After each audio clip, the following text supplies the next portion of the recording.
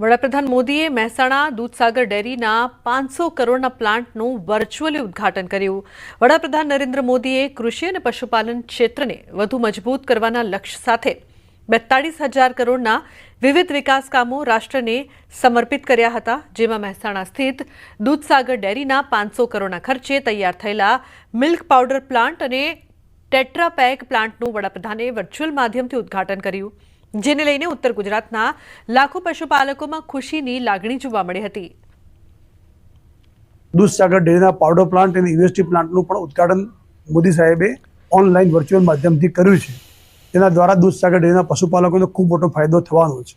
સાથે સાથે આ યોજનાને પશુપાલન વિભાગને અંદર મંજૂરી મળતા વ્યાજ સહાય પણ ખૂબ મોટી મળવાની છે। જે પણ 7 વર્ષની અંદર જે પણ વ્યાજ આ પ્રોજેક્ટ માટે ભરવાનું થશે એની અંદર 3% જેટલી સહાય ભારત સરકારના પશુપાલન વિભાગ દ્વારા અને 1% સહાય ગુજરાત સરકારના આત્મનિર્ભર મિશન દ્વારા મળી અને કુલ લગભગ 7 વર્ષની અંદર 80 થી 100 કરોડ રૂપિયા જેટલી વ્યાજ સહાય પણ દૂધસાગર ડેરીને મળવાની છે।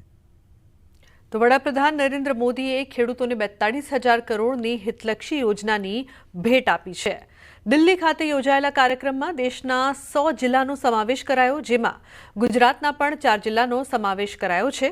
આ 4 જિલ્લામાં પંચમહાલનો સમાવેશ કરતા ખેડૂતોમાં ખુશીનો માહોલ જોવા મળ્યો હતો।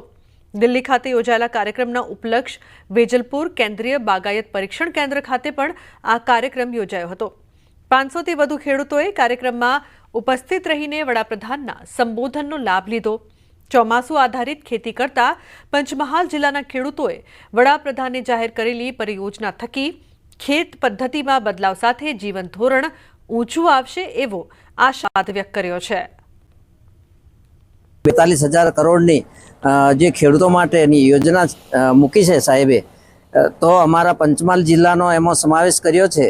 તો એનાથી અમે પંચમહાલ જિલ્લાના ખેડૂતોને ખૂબ આગળ આવે અને એમને જે કંઈક યોજનાનો લાભ મળે એનાથી અમે પ્રધાનમંત્રી સાહેબનો ખૂબ ખૂબ આભાર માનીએ છીએ।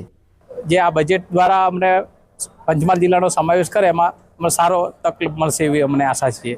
આમાં પંચમહાલ જિલ્લામાં તો અમારે ટૂંકમાં ડાંગર છે, મકાઈ છે, તુવર છે, એની ખેતી થતી હતી। એનાથી અત્યારે અમારે શું લાભ થવાનો છે? અન્ય સિઝનમાં અમારે બહાર કામે જવું પડતું હતું, હવે કામે જવું ના પડે એવું આ જે યોજના થકી અમને સારો પણ લાભ મળવાનો છે। કિસાનો કી कैसे विविध તો સરદાર જયંતની 150મી જન્મ જયંતિની દબાદબભેર ઉજવણીની પ્રદેશ ભાજપે તૈયારીઓ આરંભી છે, જે માટે સીએમ ભૂપેન્દ્ર પટેલ, રમતગમત મંત્રી હર્ષ સંઘવીની અધ્યક્ષતામાં આ માટે ખાસ આયોજન કરાયું છે, જેમાં ભાજપ સંગઠન એનજીઓ તરીકે કામ કરશે અને આ દરમિયાન 8 થી 18 નવેમ્બર સુધી વિધાનસભામાં પદયાત્રા યોજશે અને કરમસદથી કેવડિયા સુધી યુનિટી માર્ચ યોજાશે। 26 નવેમ્બરથી 6 ડિસેમ્બર સુધી યુનિટી માર્ચ યોજાશે, જેમાં પીએમ મોદી, અમિત શાહ, જેપી નડ્ડા પણ આવે તેવી શક્યતાઓ છે। આ યાત્રા સ્વદેશી થીમ પર યોજાશે અને હું સરદાર છુંનો ભાવ યાત્રામાં ઊભો કરાશે।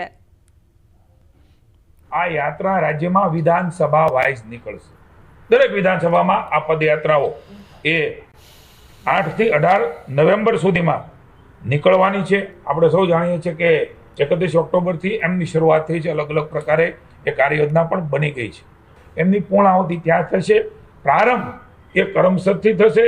26મી નવેમ્બરથી 6ઠી ડિસેમ્બર એટલે બંધારણના દિવસથી એ શરૂઆત થવાની છે અને પૂર્ણાહુતિ એ 6ઠી ડિસેમ્બરે થવાની છે। આ યુનિટી માર્ચની અંદર માનનીય વડાપ્રધાનશ્રીને પણ નિમંત્રણ અપાઈ છે કેન્દ્ર દ્વારા। દિવાળી નજીક આવી રહી છે અને સુરક્ષાને લઈને પોલીસ તંત્ર સતર્ક બન્યું છે।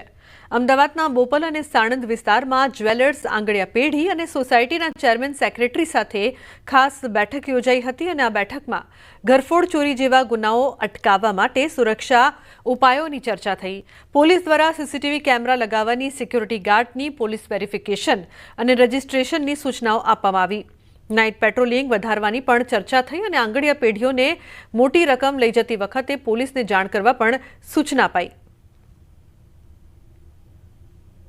તમામ લોકો જે કિંમતી વસ્તુઓ સાથે અને જે મોટી રકમ સાથે જે જે જોડાયેલા જે કર્મચારીઓ છે એ તમામને આજ બોલાવીને જે સૂચના આપવામાં આવી હતી કે તમામને પોલીસને જે પણ કોઈ મોટો કેશ મૂવ કરતા હોય યા કોઈ મોટી પ્રીસિયસ મેટલ મૂવ કરતા હોય આ વખતે પોલીસને જાણ કરવાની અને તમામ જે સોસાયટીઝના ચેરમેન છે એને એક સૂચના આપવામાં આવી હતી કે તમામ એના જે સીસીટીવી કેમેરા છે એની જે ત્યાંની જે આખો સીસીટીવી નેટવર્ક છે એનો એક સિક્યોરિટી ઓડિટ કરાવી લે. તો દિવાળીનો તહેવાર નજીક આવતા જ લોકો પોતાના વતન તરફ દોટ મૂકતા હોય છે, જેને લઈને બસ સ્ટેશન, રેલવે સ્ટેશન તમામ જગ્યાઓ પર મુસાફરોનું કેડિયારું ઉભરાતું હોય છે. વતન જવા માટે એડવાન્સ બુકિંગ પણ થઈ જતા હોય છે. દિવાળીના તહેવારને લઈને ભાડા પણ ડબલ થઈ ગયા છે. ખાનગી ટ્રાવેલ્સમાં 16 ઓક્ટોબર સુધી ટિકિટના ભાવમાં 10%નો વધારો થયો છે. સામાન્ય દિવસમાં રાજકોટનું ભાડું 600 થી 650 હોય છે, જેમાં 10% ભાવ વધારો થયો છે. હાલ રાજકોટના ભાડા 700 રૂપિયા છે, જે દિવાળી સમયે 1200 સુધી પહોંચવાની શક્યતાઓ છે.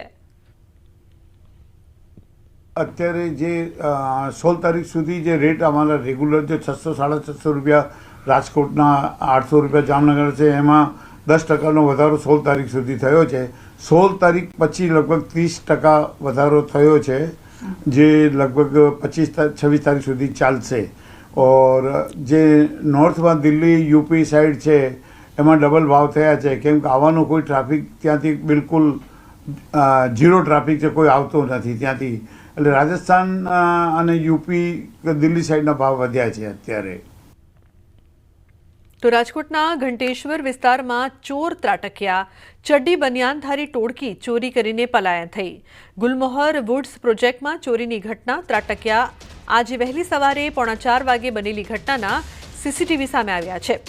ચોરી કરવા આવેલ ચડ્ડી બનિયાનધારી 6 શખ્સો સીસીટીવીમાં કેદ થયા છે. ચોરી કરવા આવેલ ગેંગે તિજોરી તોડવાનો પણ પ્રયત્ન કર્યો, પરંતુ તિજોરી ન તૂટી. સીસીટીવીના આધારે ક્રાઇમ બ્રાન્ચ અને ગાંધીગ્રામ પોલીસ દ્વારા તપાસ શરૂ કરવામાં આવી.